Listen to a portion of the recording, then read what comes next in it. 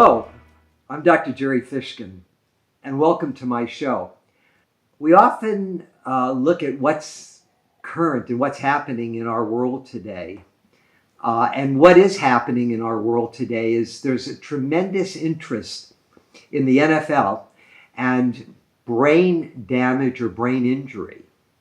Today's show is based upon a brand new documentary that's on Netflix, a 3-part documentary, and it's entitled Killer Inside, The Mind of Aaron Hernandez. I found it fascinating. Well, but I wasn't the first one to come to this. It happened in my office. One of my patients asked me if I had seen the video about Aaron Hernandez because he knows I deal with brain trauma, and shame, especially. I wrote the book on it, and we'll blast it up on the screen later, The Science of Shame and its treatment. Anyway, this plays into the show that we're doing today. I also want to mention that I have a number of friends that have played with the NFL and have also gone through the NFL's year-long neurological testing program to evaluate CTE, which is chronic traumatic encephalopathy. And we're going to get more into that. What I thought I would do is present to you my notes on the show, Killer Inside the Mind of Aaron Hernandez. I think it's really important.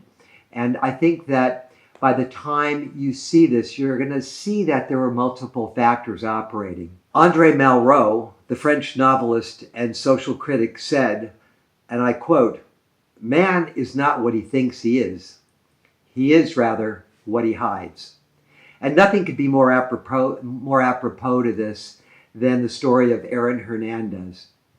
And I'm going to give you all of the background so that you can kind of piece things together. I'm going to help you put it together. So if you want to watch the video, you can watch it. But here we go.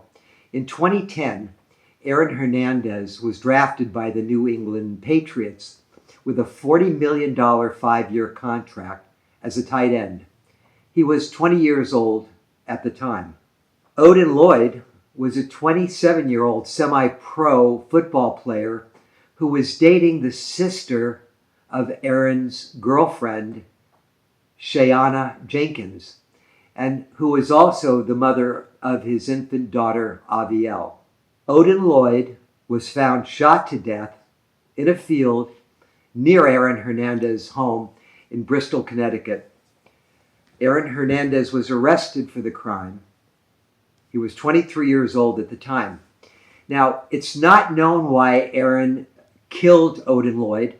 It was suspected, however, that Odin may have seen Aaron in a compromising position with another man and killed him. That's speculation. We don't know that to be a fact.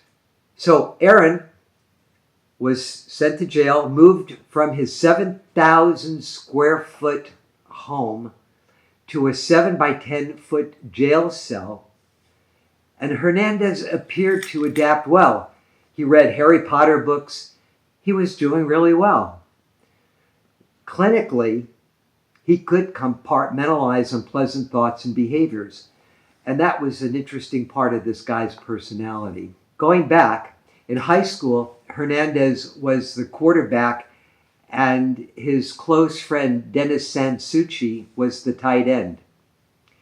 In interviews after his death, Dennis Sansucci revealed that he and Aaron Hernandez had been sexual partners since the 7th grade, and that Aaron was having sex with many other boys as well in high school. Dennis also revealed that both his father and Aaron's father were homophobic to a very, very significant degree. Aaron's father, whose name was also Dennis, was a high school and college football player, a real man's man. And Dennis Hernandez was also an alcoholic who'd come home from work almost daily, nightly, and argued endlessly with his family. He was also a violent man who often beat his wife, Terry, several times to unconsciousness. And Dennis Hernandez was a miserable man. He died when Aaron was 16 years of age after surgery for a hernia repair. On the outside, Dennis Hernandez was like a hero in his community. But on the inside, he was a monster. Aaron's older brother, Jonathan, who is known as DJ, was also a high school and college football player. He was the quarterback at the University of Connecticut. DJ said that Aaron showed no emotion at his father's wake, and Aaron was petrified of his father finding out about his homosexuality and lived a dual life and had a dual personality. At night, Aaron hung out with small-time crooks in his hometown while living the life of a football superstar the rest of the time. It was also said that Aaron mirrored his father. That was his role model. And when his father died, Aaron had no role model, and a part of him, died as well. Now, more into the story. Tanya Singleton was Aaron's 38-year-old cousin who had a maternal relationship with him since he was a child. He felt closer to Tanya than he did with his mother, Terry. Tanya was married to Jeff, who is African American. They had 2 children. Tanya also had breast cancer that metastasized to other parts of her body. Within months of Aaron's father dying, his mother began a relationship with Tanya's husband and moved him into their home. Aaron, age 16, was so upset with the situation that he moved out of his home and into Tanya's home. And when Aaron's father was alive, he was a very rigid man. Tanya's home was loosely run with a lot of drugs present. Now, since early in high school, and I would imagine 7th grade, Aaron smoked pot daily. And he smoked since he was very young, as I said. And he was high all the time in high school. He was also high all the time in college. And Aaron could not stand being alone. He needed people around him all of the time. Of course, my interpretation is he had such low self-esteem that he wasn't even a friend to himself.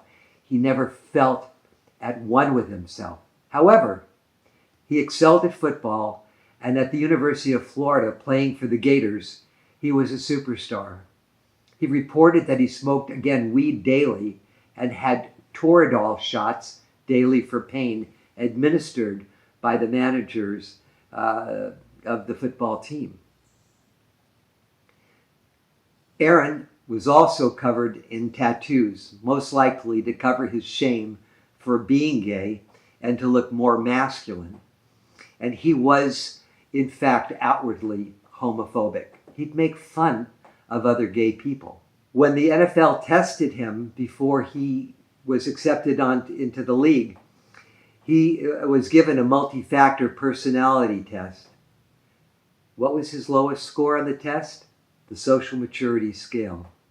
Aaron rarely showed any emotion in his relationships. And when you listen to him, if you look at his video, you'll see how flat his affect was.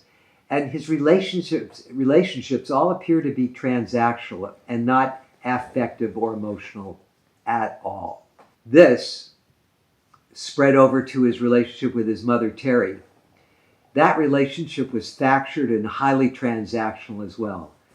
And as a result, Aaron's behavior displays all the classical symptoms of a reactive attachment disorder.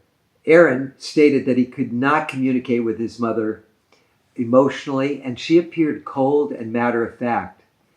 In fact, after he signed his $40 million contract with the Patriots, his mother called him, and she asked for $1 million so she could buy a new home. That the home that Aaron was raised in wasn't good enough for her. She wanted a new home. Clinically, Aaron was mostly impulsive and violent. A sociopath, he never saw himself attached to the murders he committed. He did not see people as humans, but rather as objects. We see this a lot in borderline, but we also see it with antisocial and sociopathic behaviors. His fellow Patriot players characterized him as a football player by day and a gangster by night. They said he lived the life of a chameleon. Most of them didn't know what his true behaviors were about. In 2012, now remember, Aaron's been playing football for 2 years now. In 2012, 2 immigrants were shot to death outside a bar near Boston. It's alleged that they spilled a drink on Aaron and didn't apologize to him. The shooter's getaway car was found in Tanya Singleton's garage. Months later, Aaron Hernandez signed a $40 million contract with the Patriots. It suggested that he shot at least 3 other men with no fatalities. One of the men he shot was his friend, who was shot in the face and left for dead. Ironically, the friend called Aaron the next day, shocking Aaron with the question, "Why did you shoot me, brother?" His friend didn't die. But his friend also didn't report him. When I look at what his clinical symptoms were, they look to me like reactive attachment disorder. He was bisexual and homophobic. In terms of his personality, he was a narcissist. And in my terms, he was a morbid narcissist, because morbid narcissists typically are killers. He had an extreme need for validation, and his sociopathic personality disorder was in full display. On April 19, 2017, Aaron Hernandez was found dead in his prison cell at approximately 4 a.m. He was 27 years old at the time. It is alleged that he committed suicide by hanging. Upon his death, Aaron's brain was evaluated at the Boston University Medical Center, where it was discovered that he had a severe case of CTE, or chronic traumatic encephalopathy. The disease riddled his brain and even caused it to shrink. The affliction, caused by repeated blows to the head, can trigger aggressive and suicidal behavior. Now, I want you to understand that CTE is not the same as a concussion. CTE is a traumatic attack or assault on the brain through repeated blows to the head. In Aaron's case, his CTE was seen in multiple areas of his brain, and especially in the frontal lobes, which are very important for decision-making, judgment, and cognition. It was so bad that the scientists who evaluated his brain said that his brain, they had never seen damage that bad, especially in someone who's only 27 years old. In Aaron's case, his CTE was seen in multiple areas of his brain, and especially in the frontal lobes, which are very important for decision-making, judgment, and cognition, to the extent that the scientists evaluating his brain stated they had never seen that much damage, and especially someone who is only 27 years of age. There are 4 stages of CTE. In stage 1, we'll see headaches and problems with concentration.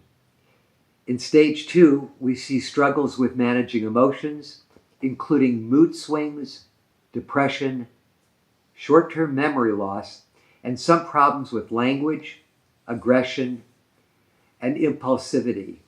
And they are also prone to substance abuse, having difficulties with balance and swallowing have also been noted. In stages 3 and 4, we see a worsening of the symptoms of stages 1 and 2, and that includes severe dementia symptoms not associated with Alzheimer's. Unfortunately, CTE can only be diagnosed after death, where the brain is dissected and the affected areas are evaluated. It was determined that Aaron's brain at 27 years of age was more affected than males 20 years older. Aaron's life was one of hiding his sexuality, his emotions, and especially his sociopathy. With regard to Aaron's case, let's remember what the Buddha said. Three things cannot long be hidden: the sun, the moon, and the truth. So, Dr. Gerry, I have a quick question for you. 4 of them. First one, what does CTE do to the brain? Well, before I do that, I want to introduce my little buddy here. This is Jameson the Third. I should say Jameson Fishkin the Third, and he's my partner in crime. And so, hey, smile! You're on camera. Say hello to everybody. Everybody wants to meet you, and we're going to have more shows with Jamie down the road. Okay, what does CTE do to the brain? CTE causes erosions or spots to occur in the brain that affect connectivity with certain areas. And specifically, those areas have to do, as I said earlier, with concentration, memory, managing emotion, including mood swings, depression, short-term memory, and problems with language, aggression, and impulsivity. This is all prefrontal lobe effects. And we know that the prefrontal cortex has to do with judgment, planning, and mood regulation. And Aaron had significant damage to the prefrontal cortex. And we believe that had a major effect. Those lesions, as you can see when you look at the video, were huge. And the scientists at the Boston University Medical Center said they had never seen lesions like that, and especially in such a young man. Do you think Aaron Hernandez experienced self-shame or toxic shame because of his sexuality? Oh, I absolutely believe that Aaron Hernandez suffered from toxic shame. Remember, I wrote the book on it. In fact, and we'll flash this up on the screen, The Science of Shame and Its Treatment.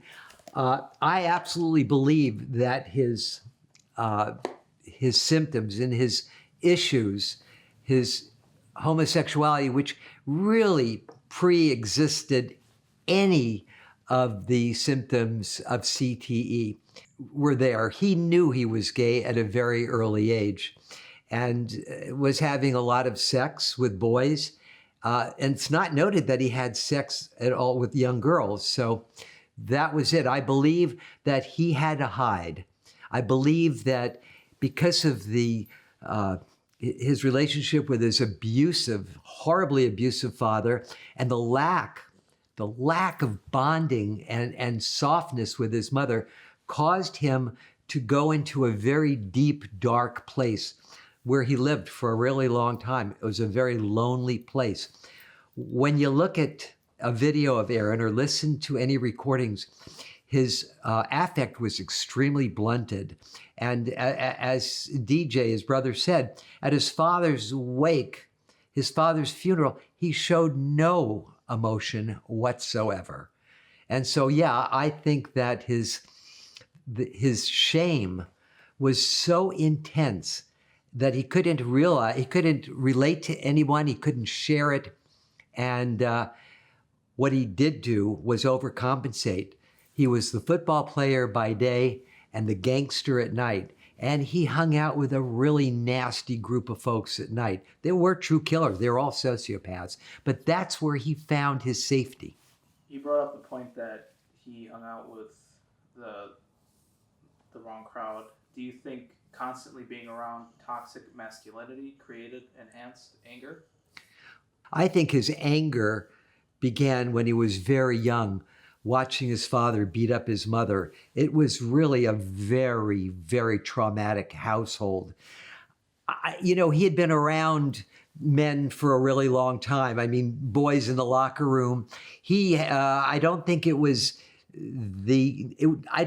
necessarily being around guys in that aggressive place that caused his situation. I think it was, if anything, it was the result of how he was raised, and the anger that he felt from watching his mother be abused, and then his mother really goading the father on. So Aaron is watching this stuff. He's watching his mother goad the father, and creating this nightmare of a house.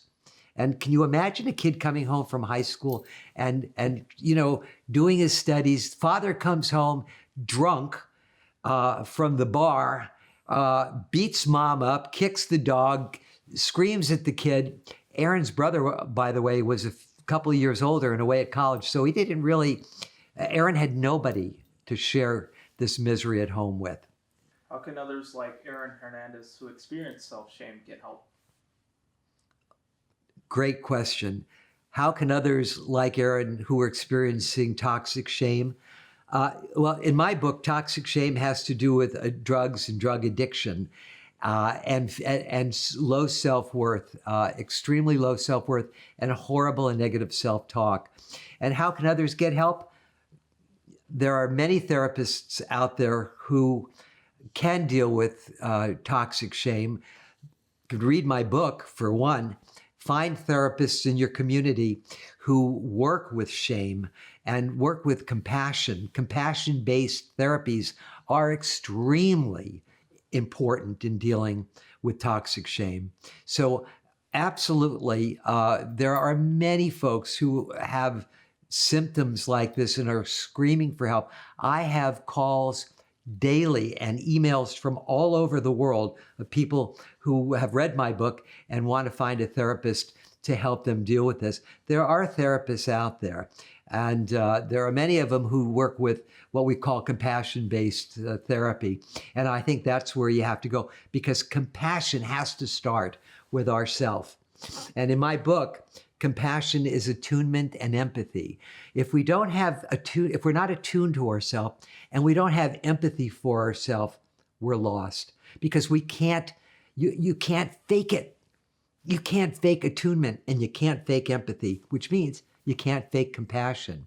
So compassion is that thing that guides us through life, and especially when we're having crises and traumas, we have to find that soft place inside of us that says we're going to be okay, and we do the self-soothing part and deal with our toxic and chronic self-talk, our negative self-talk. Again, if you're having issues with this, why don't you start by reading my book, The Science of Shame and Its Treatment? And if push comes to shove, you can reach me at Dr. Gerry, and that's DrGerry at drgeraldfishkin.com. We're flashing it on the screen again. Please don't hesitate contacting me if you're in crisis or in trauma and you need some help. Again, it's been my pleasure to be here with you. I can't tell you how important it is that we deal with these issues, because there's nothing more important than having a healthy, quiet life. And remember, it's all about time and energy. And when we spend our time and our energy trying to control what's going on in our head and the misery we're experiencing, we should do something about that, because life is precious. And again, I'm Dr. Gerry Fishkin, wishing you all the best. I look forward to seeing you again on my show, The Dr. Gerry Fishkin Show, right here on Therapy Cable. Take care.